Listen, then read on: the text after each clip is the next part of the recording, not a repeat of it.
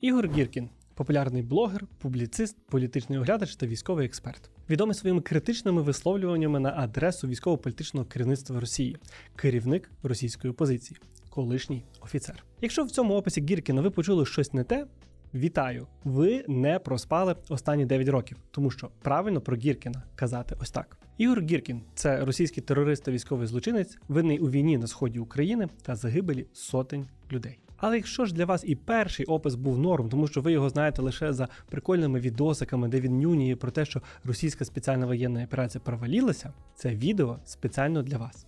Будь ласка, додивіться його до кінця, воно важливе, а місцями навіть буде і веселе. Hello, darkness, my old friend. Всім привіт! Мене звати Ярема Дух, а це відео про російського терориста, військового злочинця та ворога України Ігоря Гіркіна, котрого ми мусимо викинути із нашого інформаційного простору. Справа в тому, що після 24 лютого велика кількість українських медіа почали цікавитися думкою росіян, котрі критикують росіян. І це велика біда. Таким чином у наші медіа потрапляють російські імперці, шовіністи і просто вороги лише за те, що вони, бачите, критикують російське командування. Як правило, критикують за погане та неефективне використання ресурсів і постійно вказують, що Росія програє і програє війну. Природно, що українців тішать такі прогнози, бо одна справа чути це від своїх, а інша від російських нібито опозиціонерів. Якими насправді є так звані російські ліберальні опозиційні політики, я розповідаю в інших відео. Запрошую подивитися їх наступними. Лінки залишаю в описі. І ще півбіди, коли ми в наших новинах слухаємо росіян, котрі говорять щось шкідливе. Гірше, насправді набагато гірше те, що ми в наші новини запихаємо росіян, котрі роблять щось шкідливе. Росіяни, котрі публічно критикують російську армію, роблять це не тому, що вони проти війни. Вони це роблять тому, що вони можуть значно ефективніше вбивати українців і хотіли би це робити. Скажімо, нас із вами, наших знайомих, близьких і друзів, та навіть редакторів новинних стрічок, котрі вважають, що новини з висловлюваннями терориста Гіркіна вартують бути побаченими нам із вами. Тут нам варто зупинитися і згадати істину, котру ми чомусь призабули. І так сильно призабули, що навіть самому Гіркіну доводиться нам її нагадувати. Моей целью было и всегда, и остается поныне воссоединение русского народа и России как страны в рамках одного русского государства. Согласны вы со мной или не согласны, мне наплевать. Неуважаемые и уважаемые, там разные люди есть. Украинские зрители. Еще раз, я враг всего украинского. Ще раз.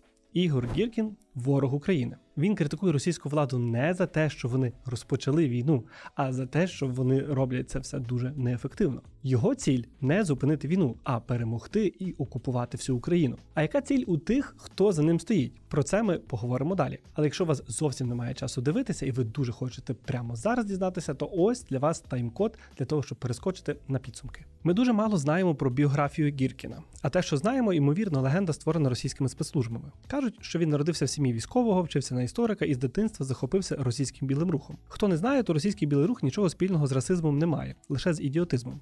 Це рух російських імперців, що воювали з червоними більшовиками за збереження Російської імперії. І, відповідно, з незалежною Україною вони теж в ті часи воювали. У віці 20 з хвостиком він поїхав в Придністров'я і як доброволець воював проти територіальної цілісності Молдови. Одразу після цього брав участь у боснійській війні на боці Сербії. До речі, у 2014 році боснійські медіа звинувачували його у причетності до вбивства 3000 людей. Як справжній шанувальник насильства, терору та смерті, Гіркін не пропустив жодної російської агресії за останні 30 років. Хіба що крім військової агресії у Грузію у 2008-му. А ви звертали увагу, що багато російських військовослужбовців тішаться цими своїми відрядженнями? Вони настільки тупі чи настільки кровожерливі, що вони не можуть використовувати туризм для того, щоб поїхати за кордон? Чи насправді і те, і те?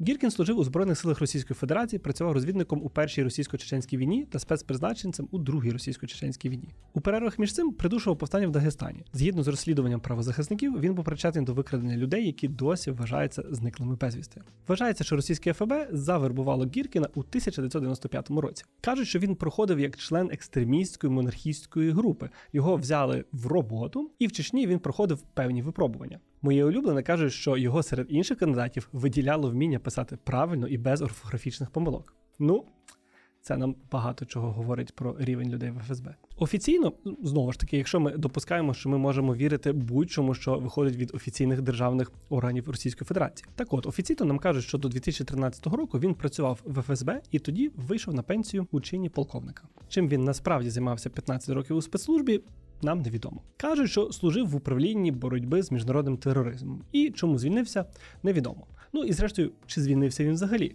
і чи ми віримо в те, що бувають колишні ФСБшники. Один із найвідоміших американських полковників – це Гарланд Сандерс. Його ми знаємо насамперед як винахідника так званого секретного рецепту та засновника мережі Kentucky Fried Chicken, чи, як ми кажемо зараз, KFC. Але мало хто доходить до інформації, що насправді Сандерс не військовий полковник. Це такий почесний титул від штату Кентукі. І ще менше людей знає, що відомим він став не одразу. Свій секретний рецепт він винайшов вже аж у 50 років. Так само, як і полковник Гіркін став відомий нам вже на пенсії. Зрештою, називати Гіркіна, котрий все життя використовує методи терористів, полковником, якось взагалі язик не повертається. Я набагато більше розумію, чому ми Сандерса називаємо полковником. Він хоча б смачну курочку придумав. У січні 14-го, за місяць до російської окупації Криму, Гіркін зустрічався з колаборантом Аксьоновим, а вже у лютому брав участь у захопленні Верховної Ради Автономної Республіки Крим. А пізніше командував штурмом картографічної частини в Сімферополі. Звичайно, все це без жодних знаків розрізнення та військових одностроїв. Тоді якраз росіяни розповідали пропагандистські байки про зелених чоловічків. Хоча, як ми бачимо зараз, росіяни просто були боєгузами, котрі бояться публічності, можуть ефективно нападати лише на неготове військо, а найефективніше борються із цивільними.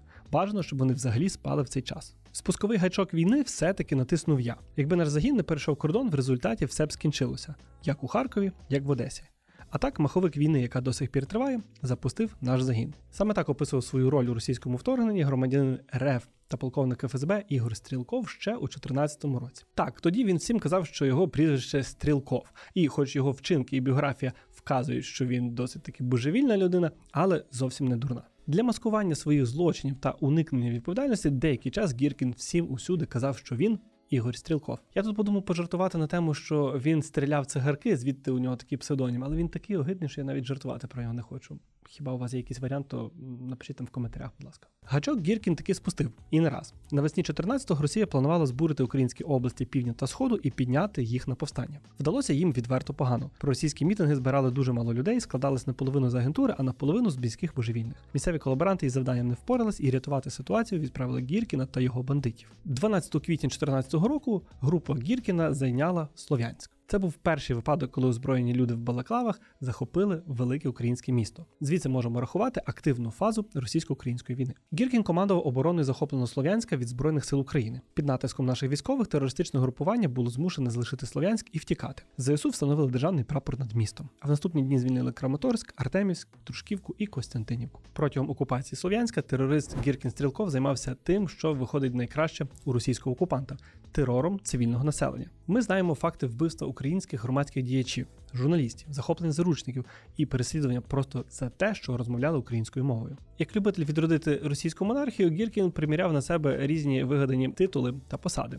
Він то був чи то командувачем Збройних сил, чи головою Ради безпеки, чи вигадував ще якусь повну нісенітницю. Я навіть не здивуюсь, якщо він на самоті собі приміряв на голову корону або весілля з якоюсь російською принцесою. Але які посади і титули Гіркін собі не придумав, він був і залишається звичайнісіньким терористом.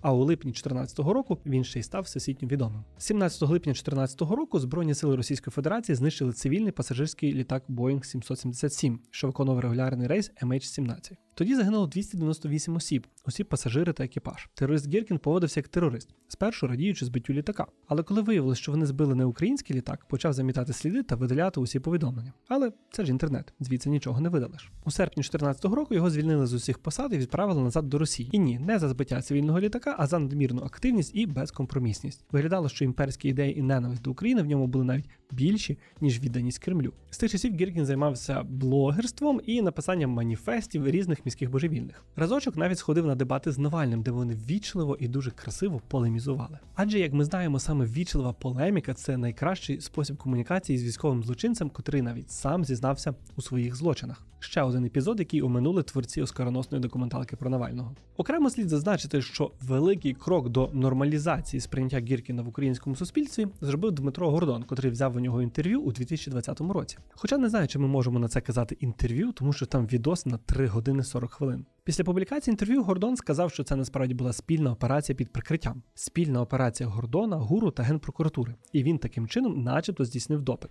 Я би це повірив, але одне питання досі муляє. Якщо це був допит, щоб допомогти слідству, то навіщо було заливати на YouTube? Хіба недостатньо було просто здійснити запис і відіслати в Гаагу? Ну, але, мабуть, це риторичне питання. 17 листопада 2022 року окружний суд Гааги визнав Ігоря Гіркіна та ще 2 осіб винними у збитті пасажирського Боїнга рейсу MH17. Суд назвав Гіркіна, цитую, винним 298 разів. Терориста засудили до довічного ув'язнення. В Україні на нього також відкрито декілька кримінальних проваджень: умисні вбивства, посягання на суверенітет і територіальну цілісність України, диверсійно-підривна діяльність, організація масових заворушень, створення терористичної організації та скоєння терористичних актів на території України. Все це портрет людини, яка сьогодні затято критикує російську владу за недостатньо ефективне знищення українців. Все, що він публічно озвучує, це бажання вбивати нас краще і професійніше. Нещодавно Гіркін зі своїми божевільними, але від того не менш небезпечними друзями створив якийсь гурток, який вони назвали «Клуб розсерджених патріотів». Ці патріоти настільки розсердилися, що вони аж записали суворе відео про неминучу військову поразку Росії. І, як на мене, ледь-ледь не заявили ще й про свою готовність захопити владу в Росії. Ультрафашисти виступили проти фашистів. Ну, якби для захоплення влади в Росії було достатньо просто сердитого відео, у них би точно все вдалося. Підсумок мого відео досить простий. Ігор Гіркін-Стрілков – один із наймерзенніших із нині живих терористів у світі.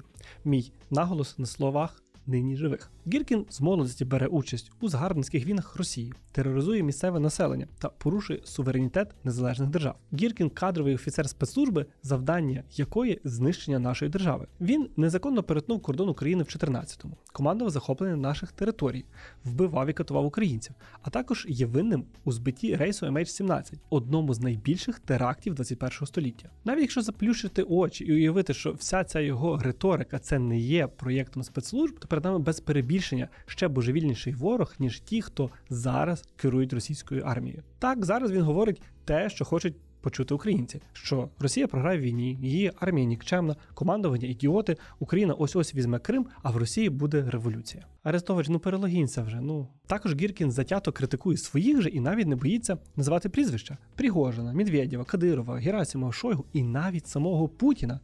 Здається, ще трохи, і він закличе таки до повстання. Причини його популярності зрозумілі. Так, нам хочеться чути про те, як усе погано в Росії. Бажано від самих росіян, ще із іншого табору. Крім того, ми дуже хочемо якоїсь громадянської війни чи кривавого місива в Росії і тішимося, коли з'являються потенційні сили, що можуть це влаштувати. Але це точно не привід транслювати божевільні думки воєнних злочинців, цитувати терористів і постійно наводити їхню аналітику. Нам має бути байдуже, що Гіркін знову ниє про російські поразки. По-перше, ми не маємо їх легалізувати у нашому інформаційному просторі. Все, що ми маємо робити, це якомога швидше притягнути їх до відповідальності. По-друге, ми ніяк не можемо бути впевнені, що це не є черговою інформаційно-психологічною операцією ФСБ. Адже Гіркіна в Росії досі не посадили і не вбили, хоча він дозволяє собі говорити значно більше, ніж говорять інші. Очевидно, що його хтось покриває. Цілком ймовірно, що ця риторика для того, щоб виявити незадоволених в Росії і таким чином їх ліквідувати. Але додатково приємним бонусом ще і спотворити сприйняття реальності для деяких українців, котрі його читають чи новини, де його цитують. Чиїм би проєктом не був Гіркін, насамперед для нас він ворог, а не джерело приємних нашому вуху новин. Очевидно, що він небезпечніший за багатьох російських військових і цивільних, адже ми бачили його злочини навіть тоді, коли в нього було набагато менше влади в руках. Якщо ви не працюєте в українському правоохоронному органі, котрий веде справи Гіркіна, то давайте перестанемо його цитувати, накручувати йому перегляди та взагалі як-небудь поширювати. І друзів своїх теж попросіть це робити. Звичайно, якщо вони у вас є. Зафіксуємо для себе раз і назавжди.